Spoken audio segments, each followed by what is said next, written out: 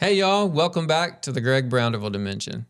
Several days back, I did a video on Welsh folklore in which I tackled the topic of whether there might be fairy blood in the ancestry of some folks in Wales. And I posted this to YouTube and got a positive response. But when I watched the video back, I felt that the main thing I was hoping to say wasn't really coming across as clearly as I had hoped. And I realized that I had gotten some of my facts wrong. So I thought, let me try this again. So I pulled that video. And what I'm doing here today is redoing this, but coming at it from a slightly different angle. Recently, I was reading the 12th century Welsh writer Geoffrey of Monmouth. And in his work, he talks about, he basically presents a kind of folk history of the Welsh people. In doing so, he talks about Aeneas of Virgilian fame, the hero of Virgil's Aeneid. Aeneas, according to legend, is the son of a Trojan prince and the Greek goddess Aphrodite. She is the goddess of love and lust, sex and desire, pleasure, and she's associated with water because, as you'll recall, she was born of the sea foam. I got to see that great Botticelli painting in the Uffizi Galleries in Florence for the first time finally last spring/summer, somewhere around in there when I was in Italy. And it's a absolutely stunning painting. I'd always wanted to see it.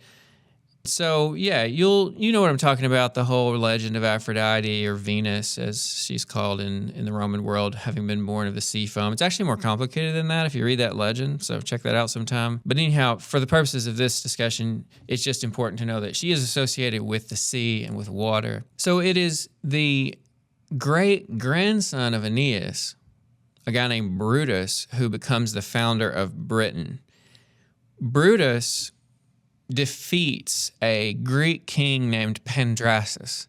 And after Pandrasus is utterly vanquished by Brutus, he presents his daughter, Ignoge, I have no idea whether I'm pronouncing that correctly, to Brutus to marry. And Brutus does take Ignoge as his wife. And the first real shot we see, this big cinematic picture of Ignoge in Geoffrey of Monmouth, she is on a ship on the sea, sailing away from Greece forever with Brutus. And so in the first image we really have of her, she's there in the water, associated with the water. That may be a bit of a stretch, but the reason I'm bringing it up is that I'm wondering whether the marital union of Brutus and Ignoge is an echo of the union between the Trojan prince and Aphrodite, which produces Aeneas, because in both cases we have a Greek woman and a Trojan man. In one case, the Greek woman, she's a Greek goddess. She's a lofty lady. In the other case, we have a princess, a woman of high birth. So there are some echoes. The water imagery may be a more tenuous connection. One thing that Geoffrey of Monmouth points out is that the Trojans, who are the ancestors of the Britons, according to him, did spend a lot of time in Greece. And he says that it's because of this that early Welsh is very similar to ancient Greek. And he gives a number of words from both languages to show the connection. All right, and then another 12th century Welsh writer named Gerald of Wales, he was of mixed Welsh and Norman descent, points out that there was a guy named Elidr in Wales who claimed to have spent a good bit of his childhood among the Tylwyth Teg. He had found a way into Anovan, the enchanted land of the Teg, and had spent a great deal of time with them, and had even acquired the Teg tongue, the language of the faeries. And he got kicked out of Anovan, the land of the Teg, because he stole a ball of gold from the Teg. And as an old man, many, many years later, when he talked about this episode, would be moved to tears of regret for what he did and for having been exiled from the land of the faeries. And even as an old man, he remembered a good many words and phrases of the Teg tongue. And Gerald says that many of them were very similar to words and phrases in Greek. So we do have this connection here between Greek and Welsh.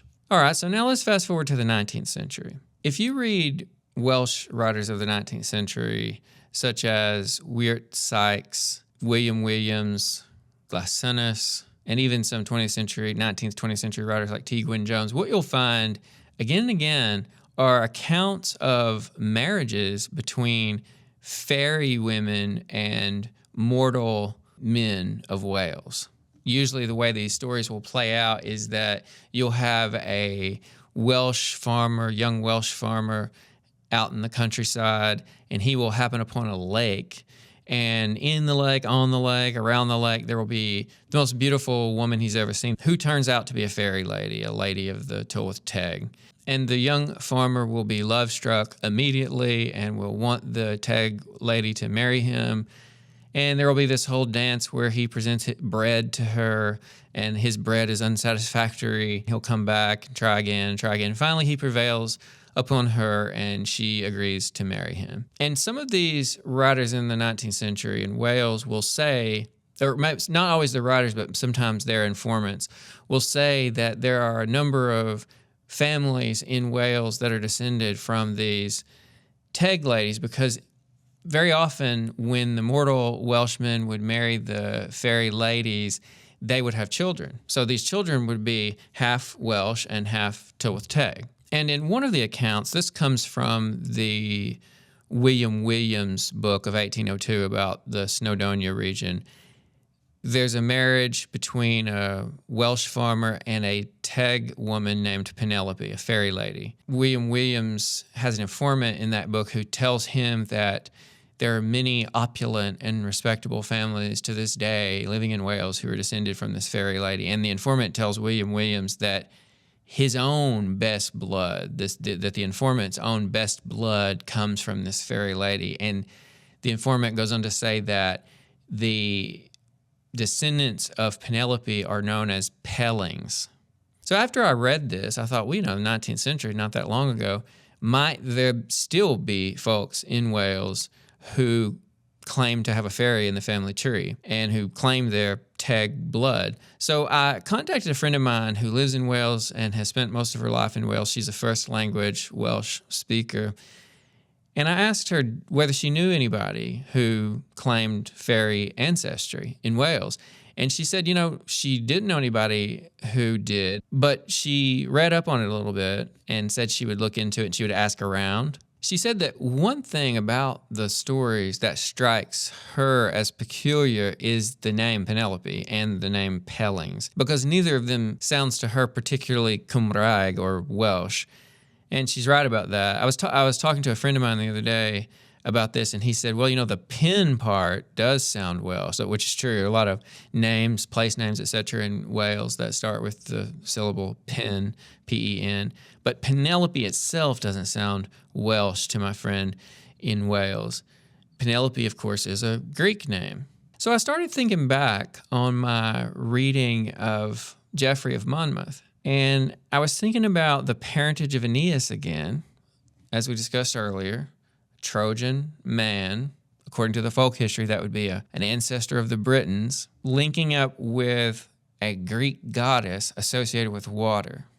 Well, in the 19th century folk tales, you have Welsh farmers, the descendants of the Trojans, according to the folk history, linking up with magical female characters, the fairy women, the ladies of the Tylwyth Teg, who are also associated with water, in this case, lakes. So this might help answer my friend's question, my friend from Wales, why the Greek name? Because one thing she pointed out when she and I were discussing this is that the Welsh stories about these marriages between fairy women and mortal men do seem to have come primarily from heavily Welsh-speaking areas of Wales. So it's all the weirder then that the name of the Teg woman sounds Greek, not Welsh. Well, maybe some of what we're discussing here today would help explain that, or at least provide some mythic or legendary or folkloric connections to shed light on the name Penelope or the word Pellings, the name Pellings. Also, when I thought about the name Penelope, I couldn't help thinking about Homer's Odyssey because, of course,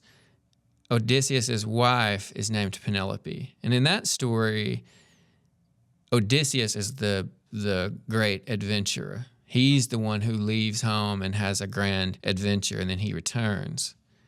Well, in the story of, say, Brutus and Ignoge, although Brutus and Ignoge both sail the seas and come to Britain, Brutus is really the adventurer, it seems, and Ignoge seems reluctant, honestly, to go. She's crying and swooning from sadness in Brutus's arms in the ship as they sail away from Greece forever.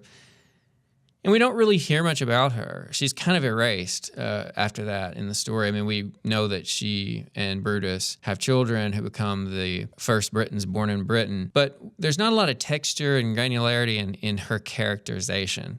So I'm wondering whether the 19th century Welsh folk tales center the woman character in a way that hadn't happened in the past. And the name Penelope may have something to do with this, because in this case, it's the woman with a Greek history or ancestry. She's the adventurer in a way who leaves home, leaves her people, leaves Anoven, the land of the Teg, goes with the mortal man to his world, has all manner of adventures. And these stories are quite interesting. I left out a lot of details. And then she actually, in those Welsh stories, winds up returning to her homeland, the land of the Teg, Anoven. In almost every story, this happens. And so Penelope replaces Odysseus, in a sense, as the great adventurer in these stories. That's just a possibility. I really don't know how the storytellers of the 19th century in Wales came up with the name Penelope, or, I guess they just heard it. I mean, I don't know where it came from. These are just some possibilities. I wonder whether those of you who study Welsh folklore, legend, mythology, had y'all noticed this echo in these 19th century Welsh folk tales of the story, say, of Aeneas and as the son of a Trojan prince and Aphrodite? Do you think there's a connection between the 19th century folk tales and those earlier stories of Aeneas's parentage and maybe even the union of Brutus and Ignoge? Leave your thoughts in the comments below. I'd love to hear from y'all. Also, if you haven't already subscribed to the channel, please do so. That really helps me out. Thank you very much for watching and listening, and I will see y'all in the next one.